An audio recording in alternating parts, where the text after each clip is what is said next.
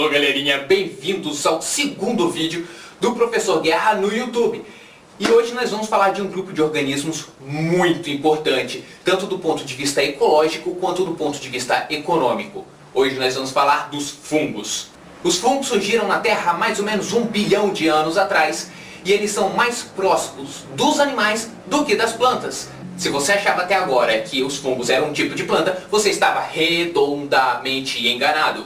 Os fungos não têm clorofila, os fungos não fazem fotossíntese e na verdade os fungos têm muitos processos que são muito mais parecidos com os animais do que com as plantas. Os fungos são organismos eucariontes. E o que isso quer dizer? Quer dizer que eles têm membranas dentro das células, inclusive a membrana nuclear, que separa o núcleo do resto do citoplasma, assim como nós, assim como as plantas, assim como as algas.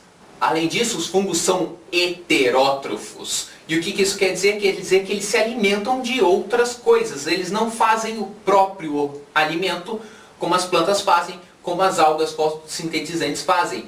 Os fungos precisam comer alguma coisa. E eles se alimentam de matéria morta, de organismos vivos e até fazendo uma espécie de parceria com outros organismos, como no caso dos líquens e das micorrizas. Outra coisa interessante sobre os fungos é que a digestão deles é extracorpórea. Eles não ingerem um alimento inteiro e depois digerem como os animais fazem. Eles fazem a digestão fora do corpo. Eles secretam as enzimas digestivas, vão digerir o alimento e aí vão absorver esse alimento digerido fora do corpo. A célula dos fungos tem uma parede celular. Só que, diferente da parede celular das plantas, a parede celular dos fungos é feita de um carboidrato chamado quitina. E a quitina é o mesmo material de que é feito o exoesqueleto dos artrópodes, dos insetos, dos aracnídeos, dos crustáceos. Os fungos têm como material de reserva um carboidrato chamado glicogênio. É o mesmo material de reserva que nós animais temos. As plantas, você deve lembrar, tem como material de reserva o amido, os animais têm o glicogênio e os fungos também.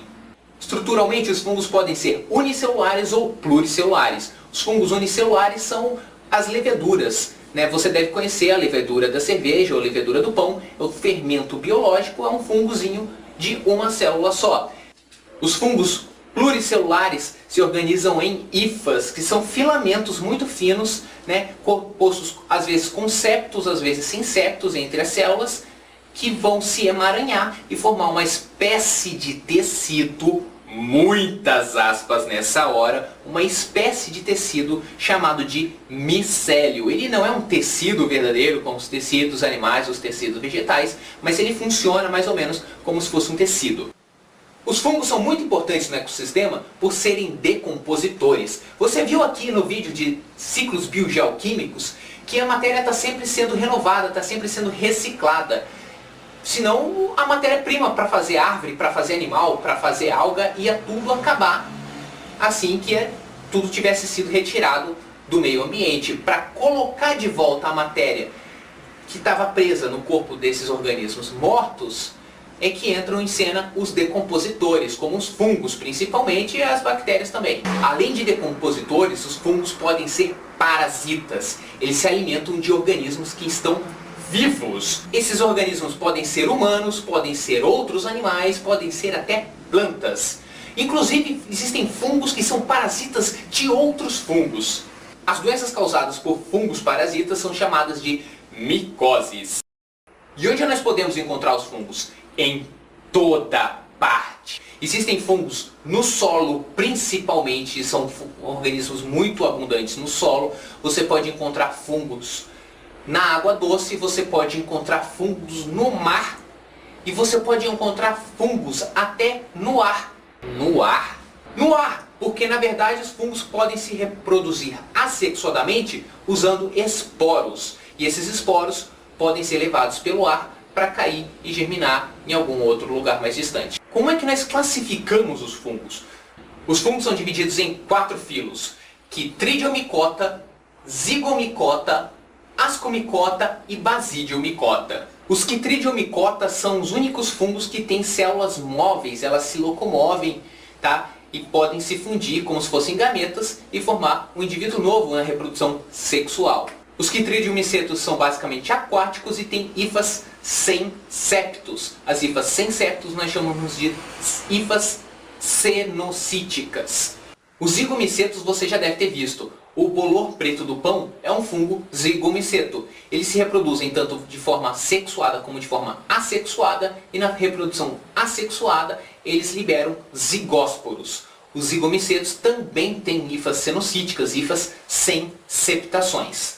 Outro filo muito importante de fungos são os ascomicota. Você já deve ter ouvido falar em pelo menos um desses 4 ascomicetos: o Saccharomyces cerevisiae, o gênero Tuber, o Penicillium chrysogenum e o Clavíceps purpurea. O primeiro, o Saccharomyces cerevisiae, é a levedura de cerveja, ou o fermento biológico, o fermento de pão. Esse aí tem um uso muito amplo industrialmente para fermentação, e ele pode ser usado inclusive para fermentação de álcool etanol combustível. O segundo, o gênero Tuber, talvez você não tenha ouvido falar pelo nome científico, mas talvez tenha conhecido pelo nome popular chamado trufa. Não essa trufa de chocolate que a pessoa compra na loja tal de chocolate, mas a trufa é um ingrediente muito usado em culinária de alto nível, não sei o que, nunca provei, nunca nem vi esse troço pessoalmente. A trufa branca, por exemplo, ela pode chegar a 20 mil reais o quilo. 20 mil reais o quilo! É usado para temperar, é usado para fazer vodka inclusive, é usado para um monte de coisa. É um ingrediente daqueles tipo caviar, nunca vi, nem comi, eu já ouvi falar e nem é com tanta frequência assim. O terceiro, ele revolucionou a história da medicina, revolucionou a história da humanidade. A partir do penicillium foi criada a penicilina. Foi identificado que esse fungo ele libera uma substância para combater e inibir as bactérias que crescem em volta dele. É uma estratégia que ele tem para ficar um passo à frente da competição e ter mais espaço e mais nutrientes para se desenvolver na natureza. Um camarada chamado Alexander Fleming viu que na colônia de bactérias dele tinha sido contaminada, ele não tomou cuidado bastante, a colônia acabou sendo contaminada por um fungo e ele viu que não crescia bactéria em volta da colônia de fungos. Então ele sugeriu que aquilo pudesse ser uma propriedade que esse fungo tem, extraiu essa substância e a partir disso agora nós temos cura para muitas doenças que antigamente eram fatais. Em compensação, o Clavíceps purpurea, ele infecta uma planta chamada centeio, a partir da qual a gente faz o pão, e antigamente as pessoas faziam um pão com o esporão do centeio, com o Clavíceps purpurea, e passavam muito mal e tinham alucinações, era uma coisa horrível, porque o Clavíceps produz uma substância chamada ergotamina, e a partir da ergotamina é feito, por exemplo, o LSD. Outro filo de fungos muito conhecido é o filo Basidiomycota, o filo dos cogumelos e das orelhas de pau. Cogumelos como o shiitake, como o champignon e como vários outros cogumelos que você deve ter visto por aí. Apesar de parecer que o fungo é só esse pedacinho, só o cogumelo, na verdade o fungo, o corpo dele está espalhado no chão, as hifas dele estão espalhadas no chão por todo esse terreno. Na verdade, o cogumelo é só uma estrutura de reprodução que surge de tempos em tempos, quando as condições estão favoráveis, e é chamada de corpo de frutificação. Então, o que nós temos aqui? Nós temos o corpo de frutificação, tá? Consistindo desse chapéu e dessa haste, e aqui embaixo é que vão estar os basidiósporos, que vão cair, vão ser liberados e vão ser espalhados pelo vento. Além desse corpo de frutificação, as hifas estão espalhadas em toda essa volta. Não dá para dizer, olhando para o cogumelo, onde começa e onde que acaba o fungo. Nem todos os basidiomicetos macroscópicos têm aquele formato que parece um champignon. Na verdade, esses aqui são as orelhas de pau. Também são basidiomicetos, mas eles têm esse nome orelha de pau porque elas parecem a orelha do pedaço de madeira. As orelhas de pau são muito importantes na reciclagem do material vegetal morto, porque as hifas dele têm o tamanho certo para entrar entre os tecidos vegetais mortos, entre os tecidos de madeira mortos, e através de pressão e digestão enzimática, e elas conseguem degradar a madeira e devolver todos esses nutrientes que foram utilizados pela planta para produzir madeira de volta para o ambiente. Apesar do champignon ser um cogumelo comestível muito conhecido, nem todos os cogumelos são comestíveis. Você já deve ter ouvido falar de alguns que as pessoas fazem chás e coisas assim, com efeito alucinógeno. Não precisa nem dizer que essa não é uma boa ideia. E uma ideia pior ainda é sair comendo qualquer cogumelo que existe por aí, porque alguns são venenosos, mortais mesmo. Esse camarada aqui do meu lado é a manita. Ele tem substâncias tão tóxicas, que ela pode levar você à falência hepática, falência renal, seu fígado e o seu rim param de funcionar e você morre, e o único tratamento é transplante de fígado, você morre mesmo. Então, alguns especialistas recomendam você nem tocar nesse cogumelo. Você vê, você não pega. Ah, como é que eu vou saber qual é o comestível e qual não é o comestível? Quer uma ideia melhor? Não come. Que ideia é essa, sair comendo qualquer coisa que você encontra por aí? Você não sai comendo qualquer coisa que você encontra por aí, não é o cogumelo que você vai pegar e provar para ver se é comestível ou não. Os ascomicetos também são importantes porque eles são os principais fungos que fazem associações com algas chamadas líquens. Os líquens são associações que algas vivem dentro de fungos. E isso é bom para os dois, porque o fungo fornece para a alga a água necessária para ela viver. E o que o fungo ganha com isso? As algas são fotossintetizantes, elas produzem o próprio alimento.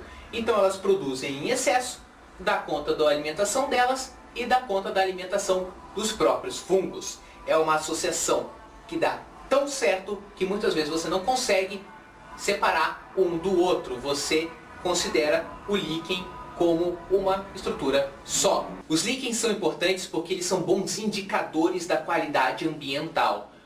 Porque eles dependem de uma qualidade ambiental tão boa, eles são tão pouco tolerantes à poluição, qualquer coisinha de poluição já não cresce mais líquen ali. Então, o que acontece? Se tem líquen, o ambiente é bom. Se não tem, existe poluição. Claro, alguns toleram melhor, outros toleram pior.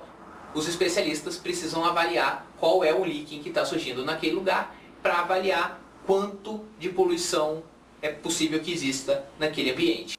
E as micoses? As micoses são doenças causadas por fungos em seres humanos. As micoses de pele, elas são causadas geralmente por Trichophytum ou Cândida. São dois fungos muito comuns, né? A Cândida causa infecção na boca ou no trato genital feminino. O Trichophytum ocorre aí por muitos lugares, pode acontecer na pele, por exemplo. Dá o tal do pé de atleta, quando acontece no pé, de pessoas que usam sapato fechado por muito tempo e não deixa respirar e fica aquele ambiente úmido, escuro, coisa que fungo adora. Nem toda micose é de pele, algumas acontecem nos pulmões ou mesmo por outras partes do corpo do indivíduo. Tem uma micose chamada paracoccidioidomicose, que é muito bom caso você esteja jogando forca, que ele é inalado pela pessoa e pode causar uma micose no pulmão. Como isso cai no vestibular? Well, essa questão aqui é da Universidade Estadual de Londrina, de 2009. E o que ela diz? As micoses de pele, como frieira ou pé de atleta, são causadas por fungos deuteromicetos que se desenvolvem no calor e na umidade. Pessoal, você não falou nada de fungo deuteromiceto. Fungos deuteromicetos ou fungi imperfecti é um nome que as pessoas davam quando elas não conheciam a fase sexuada do fungo. Conforme isso foi sendo descoberto, eles foram sendo acomodados em ascomicetos, basidiomicetos, etc. Os medicamentos antimicóticos, isso quer dizer antifúngicos, né, os medicamentos antimicóticos de uso externo de aplicação sobre a pele, como é o caso de pomadas e cremes, impedem agindo a proliferação dos fungos. Com base nessas informações, considere as ações dos fármacos ativos desses medicamentos. Sobre as micoses. 1. Degradam o polissacarídeo quitina da parede celular. Diz uma coisa, fungo tem quitina na parede celular? Fungo tem quitina na parede celular. Muito bem. 2. Impedem a formação das membranas dos cloroplastos. Lembra do cloroplasto? Lembra para que ele serve? Pois é, o cloroplasto serve para fazer fotossíntese. Fungo faz fotossíntese? Fungo tem cloroplasto? Não, fungo não tem cloroplasto, então a 2 não pode estar certa. 3. Fragmentam a molécula de DNA dispersa no citoplasma. Então você tem lá uma célula e de repente você tem o DNA dela todo solto lá dentro. Isso tem cara de quê? Tem cara de bactéria. Fungo não é bactéria. Fungo não tem a molécula de DNA dispersa no citoplasma. A primeira coisa que a gente disse, fungos são eucarióticos, são eucariontes. Então a afirmativa 3 está errada. E 4, digerem o glicogênio utilizado como reserva de energia. Fungo tem glicogênio como reserva de energia? Sim! Então, assinale a alternativa correta. Somente as afirmativas 1 e 4 estão corretas. Resposta letra A de ascomiceto. É isso aí, galerinha. Se gostou, dá um joinha no vídeo, dá um joinha no Facebook, marca o site nos favoritos e até a próxima.